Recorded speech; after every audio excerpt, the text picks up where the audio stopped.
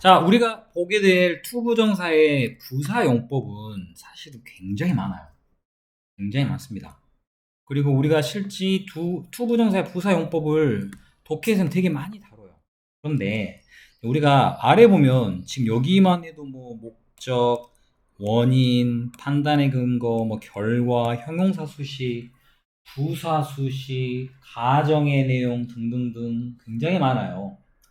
이거 자체가 우리가 이 많은 투부정사 부사용법을 사실은 여러분이 그렇게 다룰 만한 일은 많이 없습니다. 독해에서 나와도 여러분 이걸 막 신경 써야 될 그럴 것들은 많잖아요. 그러면 일 중에 우리는 보통 실용적으로 어떤 걸 가장 많이 다루느냐? 아무래도 부사적 용법 중에 제일 먼저 볼까? 문법에 많이 나오는 걸 많이 쓰겠죠. 두 번째 또 그거 못지않게 독해에서도 사용되는 거. 그것들만 주로 사용해서 많이 하게 되거든요. 자, 그런 것들을 따지면 뭐뭐 하기 위해서라는 목적이 1순위입니다. 그 다음에 원인을 나타내는 것이 2순위. 자, 그리고 사실은 여기에서는 결과가 3순위. 물론 여기서는 4번이지만. 그리고 이제 판단의 근거가 굳이 따지면 그 다음에 들어가는. 근데 나는 사실 여기까지 넣지 않아요. 요 세 개는요, 여러분이 필히 머릿속에 투부정사의 부사하면 꼭 여러분이 알아두셔야 될 내용이 되고요. 자, 그 중에 일단 첫 번째, 우리가 알고 있는 뭐뭐 하기 위해서라는 목적을 쓰는 거. 이 목적이란 말은 이게 그대로 해석할 때 사용이 되는 거죠. 자, 보다시피 우리가 알고 있는 더 마켓이라고 하는 명사가 있어요. 자, 이렇게 하면 안 된다는 얘기예요. 뒤에 이렇게 해서 선생님, 얘가 얘로 꾸미는 거 아닙니까? 라고 생각할 수도 있겠죠. 그럼 우리가 알고 있는 뭐야? 나는 마켓에 갔습니다. 몇 개의 달걀을, 만약 이게 형용사라면 마켓 이렇게 되겠지. 그러지 않을까요? 근데 이래버리면 문제가 뭐냐면 여러분 이 마켓이 달걀만 살 수 있는 마켓이 따로 있고 뭐 껌을 파는 마켓이 따로 있고 이게 수식을 해야 되니까 그럼 우리 도대체 대한민국에 아니 너희가 어머니랑 마트에 가면 식료품 사러 가면 마트를 한 15개나 20개를 가야 된다는 얘기야. 각각 파는 게 다르기 때문에 이런 말도 안 되는 해석이 되는 거예요.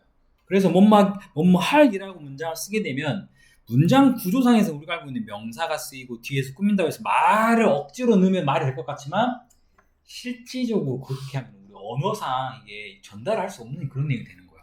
그래서 이때는요, 뭐뭐 살이란 이런 형용사로 해석이 되지 않는다. 그죠? 다시 말해서 형용사로 쓸 수가 없다라는 얘기를 할 거고.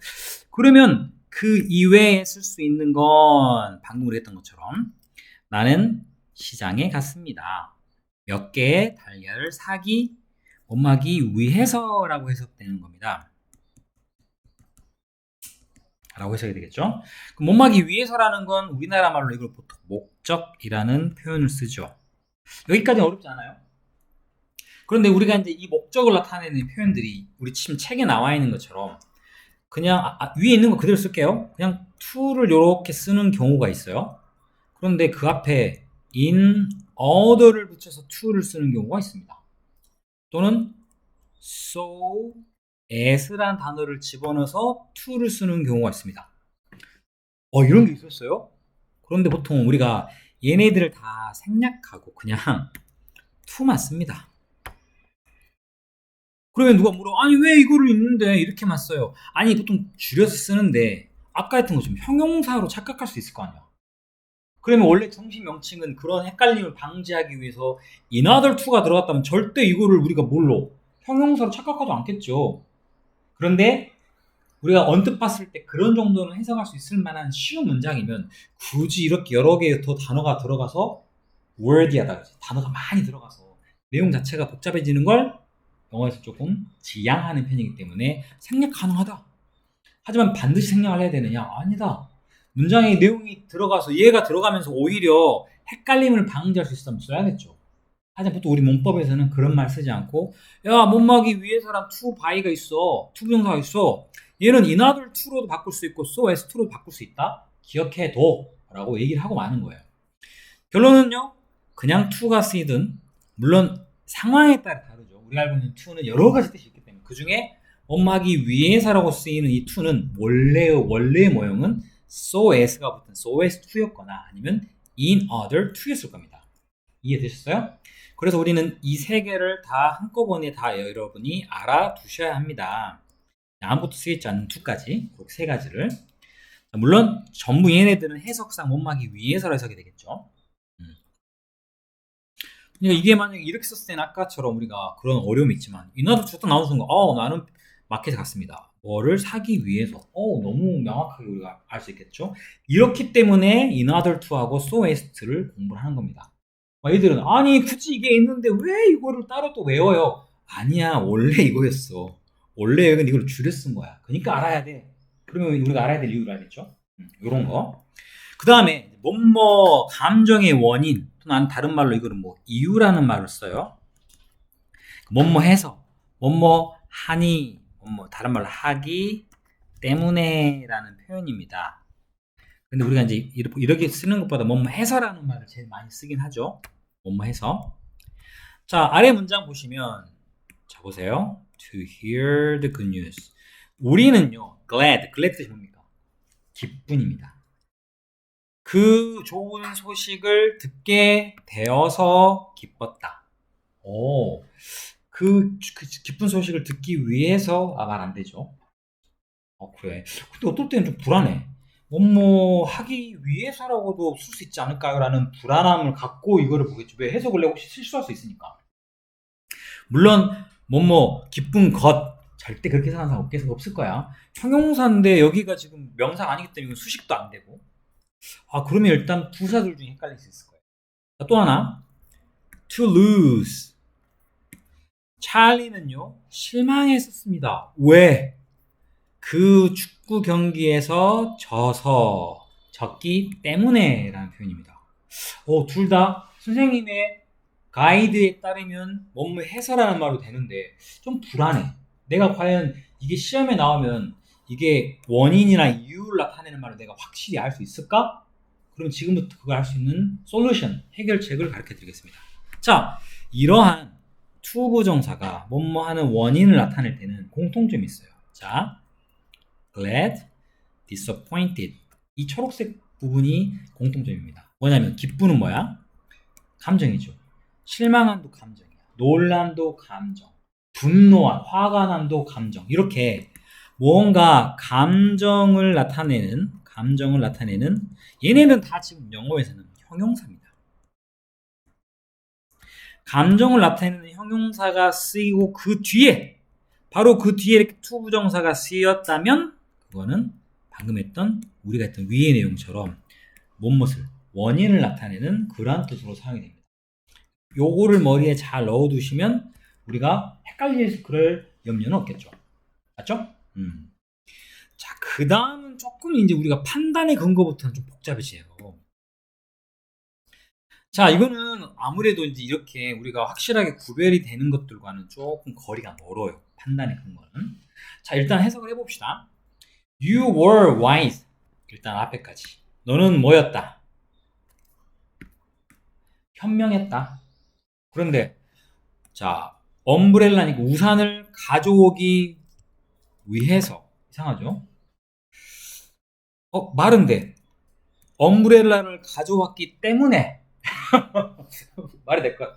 야, 너 현명해. 우산을 갖고 왔기 때문에. 또 들으면 맞는 것 같거든. 그죠? 자, 두 번째. 다음은 우리가 똑같이 to help가 있습니다. 자, 그녀는요. 근데 이때 must라는 단어 뜻이 우리 must 뜻 뭐 있어요? 뭐뭐 해야 한다 있죠. 그러면 그녀는 친절해야만 해. 아하. 그게 아니고 이 must는 우리가 뭐뭐 해야 된다라는 우리가 뭐야? 뭐뭐임에 틀림없다. 여기에서는요.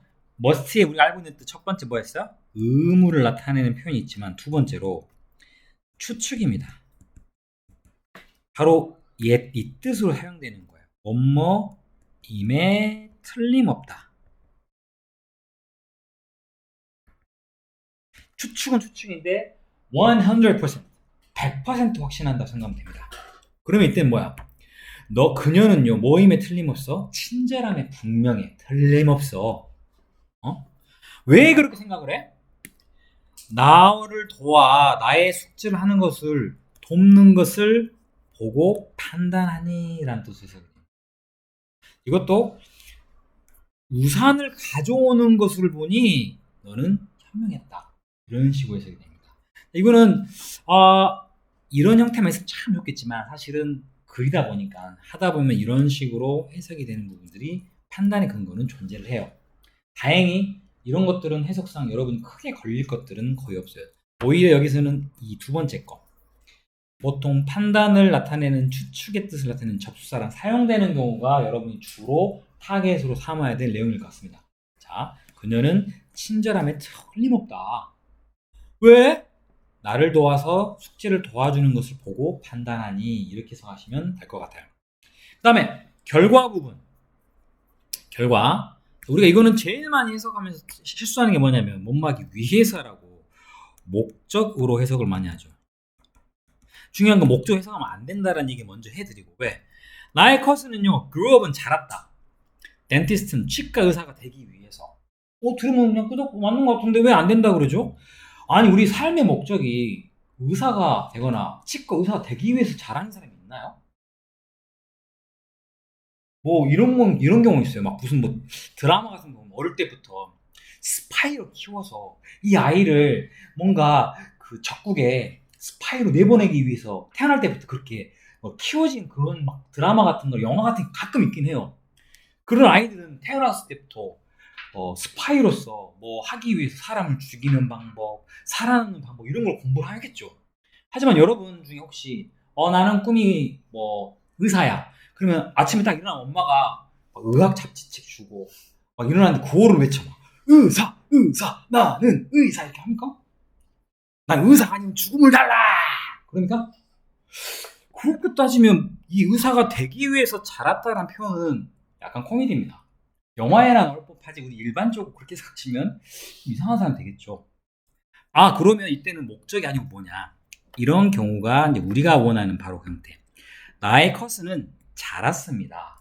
그런데 자랐으니까 그 결과 무엇을 하였습니다. 의사가 되었습니다. 이렇게 문장을 해석하셔야 돼요. 자, 이것도 요 표현이 시험에 나오면 대부분 이 목적으로 착각하여서 여러분이 실수하는 내용입니다. 오늘 봤던 것 중에 요거는 해석상 충분히 실수할 수 있는 내용들이니까 잘 여러분 체크해 두셔야 됩니다. 자, 그런데 이제 반대로. 자, 이렇게 여기도 역시 투부정사가 선생님이 결과인지 아닌지 좀 어려워요. 할 수 있잖아요. 이것도 아까쯤에 in order to나 so as to처럼 어떤 단어가 원래 앞에 붙어요. 자, 이거 한번 해볼까요? 그들은 뭐 했다? 뭐 했다? 역으로 달려갔다. Only to miss the train. miss the train은 기차를 놓치다는 뜻이죠. 그런데 달려갔는데 그 결과 뭐 했다? 놓쳤다라는 뜻입니다. 그 결과 밑줄의 내용을 하게 됐다는 말을 쓰는 경우. 이런 식으로 only라는 우리가 소위 말하는 단어 두 가지가 있거든요. 자, 일단 only만 먼저 써놓을게요. only나 단어 뒤에 이렇게 to 부정사가 나오는 경우는 자, 그 결과 결국 뭐 하게 됐다.